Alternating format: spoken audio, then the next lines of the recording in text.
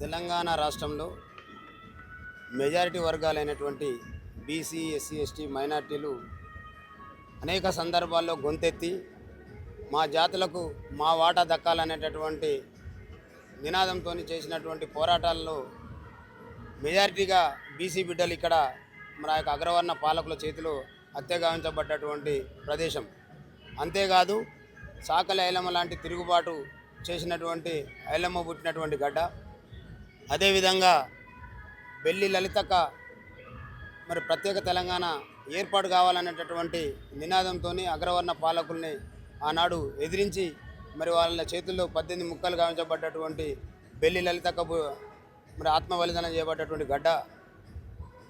అనేక రకాలుగా పోరాటాలకు నిలయమైనటువంటి భువనగిరి గడ్డ సాక్షిగా మరి బీసీలకు అన్ని రంగాల్లో జరుగుతున్నటువంటి అన్యాయానికి పరిష్కార మార్గం రాజ్యాధికారం అనేటటువంటి నినాదంతో మెజారిటీ వర్గాలకు అధికారం దక్కితే తప్ప మా యొక్క వర్గాల్లో ఎలాంటి మార్పు ఉండదనేటటువంటి వాస్తవాన్ని నమ్మి మరి ఆనాడు సూర్యాపేట సాక్షిగా తెలంగాణ మహాసభ మరి ఆ యొక్క సూర్యాపేట సభ తెలంగాణ ఉద్యమానికి మలుపు తిప్పినటువంటి మారోజు వీరన్న సభ సాక్షిగా ఈనాడు తెలంగాణ రాష్ట్రాన్ని సాధించుకున్నటువంటి చరిత్ర తెలంగాణ ప్రజలకు ఉంది.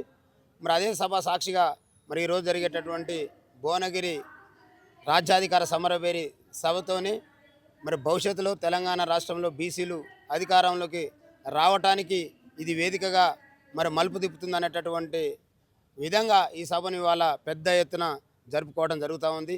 మరి ఆనాడు డాక్టర్ బాబాసాహెబ్ అంబేద్కర్ గారు ఏదైతే బడుగు బలైన వర్గాల చేతుల్లో అధికారం వస్తే తప్ప వాళ్ళ బతుకుల్లో మార్పు రాదన్నటువంటి వాస్తవం కావచ్చు.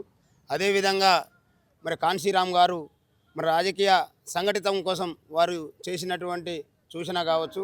అదేవిధంగా పెరియార్ మరి చాటినటువంటి ఐక్యత కావచ్చు.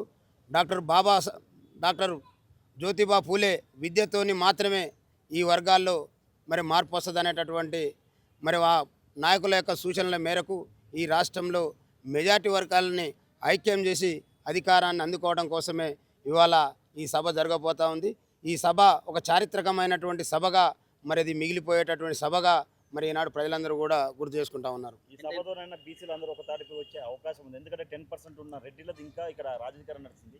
మరి ఎందుకు బీసీలు ఇంతమంది కూడా ఒక తాటిపైకి రాలేకపోతున్నారు? ఇవాళ మీరు చూస్తున్నారు తండోపతండాలుగా జనం 78 సంవత్సరాల తర్వాత అధికారం కావాలనేటటువంటి ఆరాటంతో ఇవాళ జరుగుతున్నటువంటి సభకు మరి తెలంగాణ రాష్ట్రం నలుమూలల నుండి కూడా మరి తండోపతండాలుగా మరి తరలి వస్తున్నటువంటి చైతన్యమే మరి భవిష్యత్తులో రాజ్యాధికారం వైపు తీసుకుపోతుంది అనడానికి సంకేతంగా మేము భావిస్తూ ఉన్నాం. వేలాది మంది ప్రజలు ఇక్కడికి రాబోతూ ఉన్నారు. వచ్చే వాళ్ళ కోసం ఇవాళ కారు మబ్బులు గమ్మినప్పటికీ కూడా ఎలాంటి ఇబ్బందులు లేకుండా మరి వడగండ్లు పడ్డా వర్షం వచ్చి వరదలై పారిన మా వర్గాలందరూ ఐక్యతను చాటడం కోసం ఇవాళ సభా ప్రాంగణాన్ని ఏర్పాటు చేసుకోవడం జరిగింది. ఇవాళ ప్రతి గ్రామం నుండి ప్రతి పల్లె నుండి పట్టణం వరకు మరి తండోపతండాలుగా లక్షల సంఖ్యలో ప్రజలందరూ కూడా ఇవాళ భువనగిరి గడ్డకు చేరుకునేటటువంటి వాతావరణం మరి ఇప్పటికే మొదలైపోయింది. మా సమయం కాకముందే ఆల్రెడీ ప్రాంగణం కూడా నిండిపోయింది. మరి ఇంకా మాకు 2 గంటల సమయం ఉంది. ఈలోపు మరి రాష్ట్రం అంతా వస్తే మరి ఇవాళ భువనగిరి గడ్డ మరి పిక్కటిల్లేటటువంటి విధంగా ప్రజలందరూ కూడా ఇది మా సభ, మా కుటుంబంలో ఒక ఫంక్షన్ జరిగితే ఏ రకంగానైతే బంధుమిత్రులందరూ వచ్చి ఆశీర్వదించిపోతారు. ఇవాళ రాష్ట్రంలో ఉన్నటువంటి బీసీల యొక్క ఆత్మగౌరవ సభ, మరి ఆత్మగౌరవ సభని మేమందరం కూడా భాగస్వామ్యం విజయవంతం చేయాలనేటటువంటి నినాదంతో వస్తున్న సభ కాబట్టి ఇంకా దీన్ని సంఖ్యని లెక్క పెట్టడం మాతో కాదు, కానీ సభ విజయవంతం మాత్రం ఇప్పటికే ఆ దరిదాపులోకి వచ్చిందనేటువంటి వాస్తవం అనేది చెప్తా ఉన్నాను. మీడియా సమావేశంలో నిన్న మాట్లాడుతూ పెద్ద ఎత్తున లీక్స్ బయటపెట్టబోతా ఉన్నా. ఈ లీక్స్తో జనాలందరూ ఆశ్చర్యపోతారు. చాలా పెద్ద బడా లీడర్ల లీక్స్ అని బయటపెట్టబోతున్నట్టు నేను సమావేశంలో మాట్లాడు. అసలు ఏం చెప్పబోతా ఉన్నారు అంటే ఈ రాష్ట్రంలో 78 సంవత్సరాల నుండి పరిపాలిస్తున్నటువంటి పరిమితమైనటువంటి వర్గాలు వాళ్ళు చేసినటువంటి కుట్రలు అనేకం. ఇప్పటి వరకు ఆ కుట్రల్ని మాకు తెలవకుండా మమ్మల్ని పాలించి ఇక్కడ ఉన్నటువంటి మెజార్టీ వర్గాలు ఓట్లు వేసేటటువంటి యంత్రాలుగా చూసినటువంటి ఆ వర్గాల యొక్క కుట్రల్ని ఛేదించిండు. కాబట్టి ఇవాళ తీన్మార్ మల్లన్న మరి రాష్ట్రంలో మెజార్టీ వర్గాలకు ఒక పార్టీ కావాలనేటువంటి ఆలోచనతో ఇవాళ పార్టీని తీసుకొని వచ్చిండు. కాబట్టి వాళ్ళు చేసినటువంటి కుట్రలన్నింటినీ కూడా ఇవాళ ఏ టెక్నాలజీ వచ్చింది చేతిలోకి, ఖచ్చితంగా ఈ రాష్ట్రానికి సంపదనిచ్చేటటువంటి ఈ వర్గాలు ఇవాళ ఆ సంపదను పంచేటటువంటి కాడ ఉన్నటువంటి ఆ వర్గాలు మరి ఆ సంపదను ఏ రకంగా దోపిడీ చేసింది అనేటటువంటి దాని మీద క్లారిటీ ఇవ్వబోతూ ఉంటూ ఆ క్లారిటీతోనే ఈ సమాజం అంతా కూడా మరి యొక్క అగ్రవర్ణాలకు ఈ చమర గీతం పాడేటటువంటి సభగా దీన్ని మరి ఎంచుకోవడం జరుగుతూ ఉంది కాబట్టి ఖచ్చితంగా ఆ లీకులతోనే ఇక్కడ ఉన్నటువంటి ప్రజలందరూ కూడా చైతన్యమవుతారు. ఈ రాష్ట్రానికి భువనగిరిలో రెడ్ల పాలన ఎక్కువ ఉంటుంది కాబట్టి రెడ్లు ఎవరైనా మీ పార్టీలో చేరుతారు ఎలా మేము రెడ్లని మా పార్టీలు చేసుకోవాల్సినంత అవసరం లేదు. కాకపోతే మా నినాదం ఒకటే, మా గీతంలో ఉంది అది, ఎవరెంతో వాళ్ళకంతా.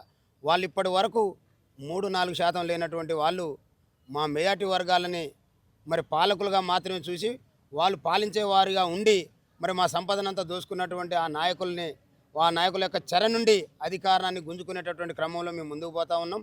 మా దాంట్లో ఇవాళ రెడ్డి వాళ్ళకు మాకు సోపతే లేదని చెప్తా ఉండు మా మల్లన్న.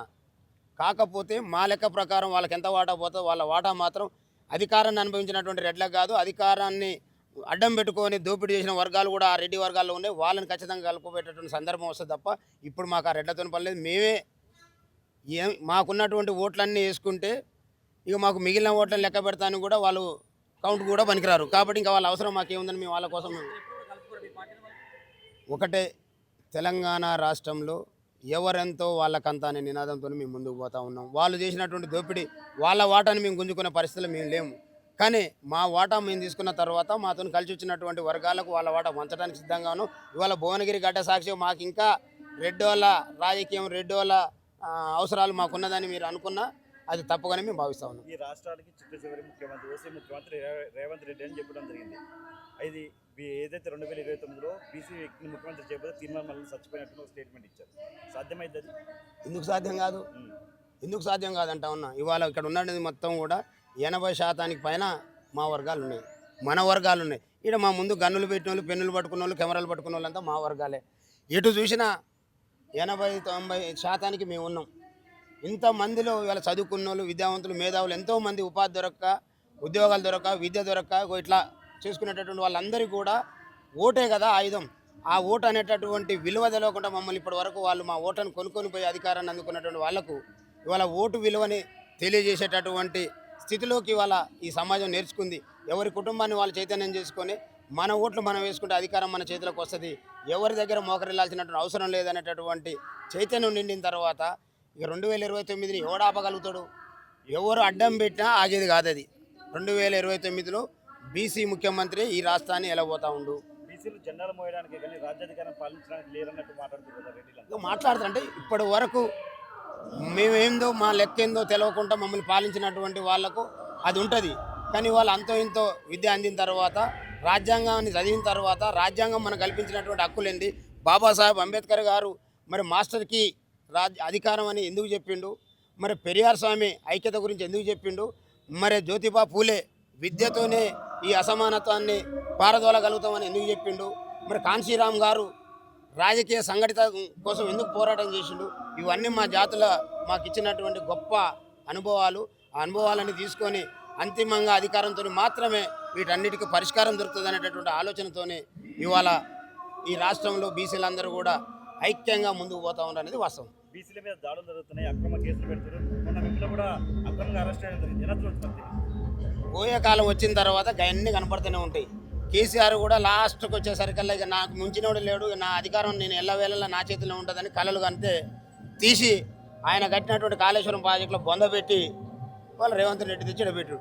రేవంత్ రెడ్డి కూడా వాళ్ళ అధికారం ఉంది కాబట్టి అందులో ఉన్న రెడ్డి వర్గాలు మాలాంటి వాళ్ళు ఎవరైనా బీసీల కోసం పోరాటం చేస్తుంటే వాళ్ళ గొంతులు నొక్కడానికి అనేక రకాల కుట్రలు చేస్తారు. కానీ ఇలా మా సమాజం అలర్ట్గా ఉంది. ఎక్కడ మా సమాజంలో మా జాతులకి ఏ అన్యాయం జరిగినా మా వాళ్ళందరూ కూడా ఇవాళ వేటాడి వెంటాడి ఆ వర్గాలను తరివేటాడే స్థితికి వచ్చిరు. కాబట్టి ఇవాళ ఊకదంపుడు ఉపన్యాసాలు కావచ్చు, వాళ్ళ బెదిరింపులు కావచ్చు, ఎక్కడ కూడా లెక్క చేసే పరిస్థితులు లేవు. మేము ఐక్యమైన బరాబర్ 2029లో అధికారం అందుకోవడం ఖాయం. ఈ సభ సాక్షిగా 2029లో అధికారంలోకి బీసీలు రావడం తథ్యం.